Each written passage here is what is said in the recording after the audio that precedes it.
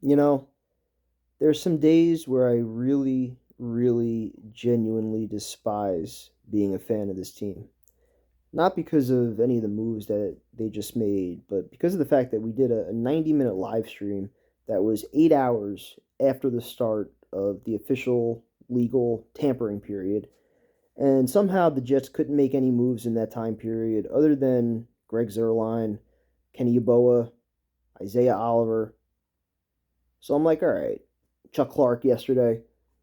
So I'm like, all right, getting ready to go to bed, like I said in my last video. But of course, they had to make their one splash move, John Simpson. So I do my research on him.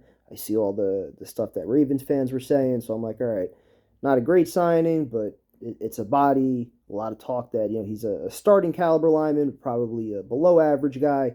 It's like, all right, he's got some experience. He's young. Maybe Rodgers getting rid of the ball quick could help a little bit.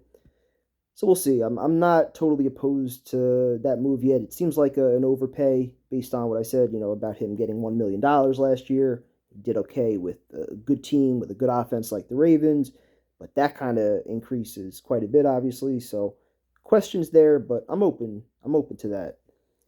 And then, of course, the Jets have to continue making moves. So we get Javon Kinlaw, former first round draft pick, I believe 14th overall, 6'5", 319, more of a run stuffer than a pass rusher. Although last year had 3.5 sacks, his pass rush numbers went up. But I guess according to next gen stats, his numbers were still low. His ratings over his first 4 years are not very good at all. But he is big. He's got some potential, clearly, and obviously Saleh knows him. The one thing that I think you worry about, if obviously you dig into his history, one of the things that comes up is the phone call, I guess, that he made to the 49ers beat reporter, Grant Cohn. And I guess he approached him on the sidelines and almost tried to fight him. And then, when he called into his podcast, had the comment about his balls being bigger than the other guys. And I'm just like, is this guy is he gonna make it in the New York media? Like with Costello and Cimini and all, like, is he gonna be okay here? And like all of our YouTube channels, or like, are we gonna have problems? Like, I'm not saying nothing. I'm not saying a word.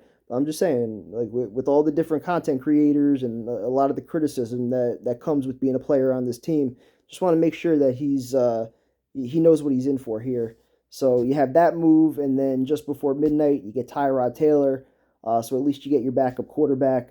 But the first thing that you see with him, of course, is that he holds on to the ball too long. He takes a lot of big hits. So what does that make me think of? Zach Wilson, just 15 years into the future with a little bit more experience. So it seems like they're still going to need a third quarterback option.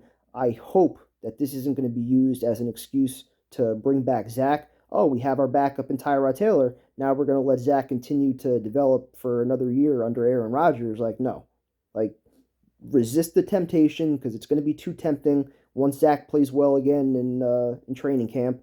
And especially with Tyrod's injury history, like if he's one injury away from making Zach QB2 again, like you can't go down that path again. He's got 1 year left on his contract. Whether or not there's a trade market for him or not, like that's irrelevant. The experiment here, unfortunately, is over. I do blame the Jets to an extent for rushing him, pairing him with a first time OC. Like there's a lot of things they did wrong, but there's also a lot of things that he just didn't do well. It was a bad marriage. It never should have happened in the first place, but you move on from it. You got Tyrod. Now you still probably need somebody else, whether or not that's going to be a high end guy or more of an experimental developmental guy. I'm not really sure. Could it be a draft pick? Somebody in round 4 with one of those two picks. Who knows?